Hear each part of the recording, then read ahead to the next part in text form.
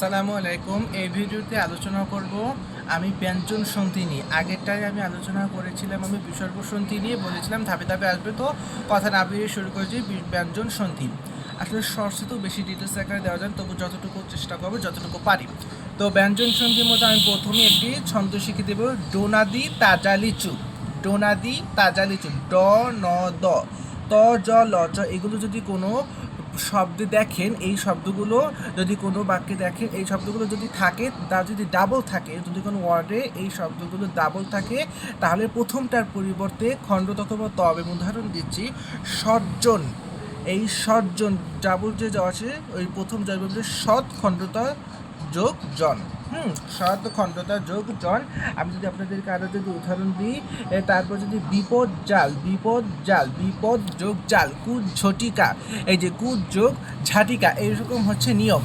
এছাড়া বর্গের তৃতীয় ধ্বনি থাকলে প্রথম ধ্বনি হবে, যেমন যদি গ যদি থাকে তাহলে ক হবে, যদি জ থাকে তাহলে ট হবে, যদি ড অথবা ঢর থাকে তাহলে কি হবে, ট হবে।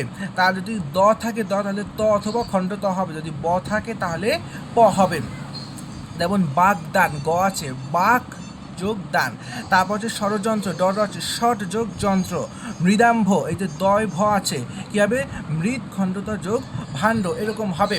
এছাড়া যদি নাসিক্য ধ্বনি থাকে, যেমন ম, খেয়াল করে শুনবেন, ম, ন, উও, ইও এবং অনুস্বর যদি থাকে তাহলে এদের পরিবর্তে ম হবে। যেমন সন্ধি, সমযোগ ধি, সন্ধি। সঞ্চয়, সমযোগ চয়, সঞ্চয়, নিও আছে এগুলো। আর একটা যদি দ্বৈত যদি থাকে, যেমন আছে পদ্ধতি, হ্যাঁ, এগুলো যদি থাকে, দ্বৈত যদি থাকে তাহলে প্রথম দয়ের পরিবর্তে খণ্ডত অথবা দ এবং দ্বিতীয় ধয়ের পরিবর্তে হ হবে। যেমন উদ্ধার বা পদ্ধতি, এই যে উৎ খণ্ডতা যোগ হার, পদ্ধতি পথ যোগ হতি, এরকম হবে।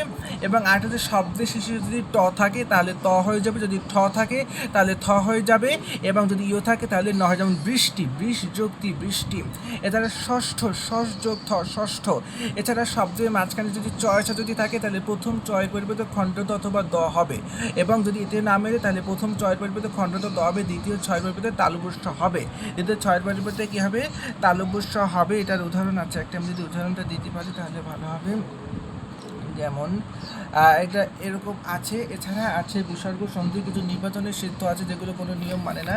এই যে আপনারা দেখতে পাচ্ছেন নির্বাচনের সিদ্ধ, বিসর্গ সন্ধি, এটা আপনি স্ক্রিনশট নেবেন অথবা পড়ে নেবেন। এটা বিসর্গ সন্ধি, আসলে ওই বিসর্গ সন্ধি কোনো নিয়ম মানে না। এরপর আমরা বিসর্গ সন্ধি নিয়ে মোটামুটি সংক্ষিপ্ত আলোচনা করেছি। ভিডিওটা ভালো লাগলে অবশ্যই চ্যানেলটা সাবস্ক্রাইব করে রাখবেন, কমেন্টে লিখবেন যে যদি ভালো লাগে তাহলে অবশ্যই ভিডিও আকারে আর বিস্তারিত আকারে বানাবো। নেক্সটে আসবে স্বরসন্ধি।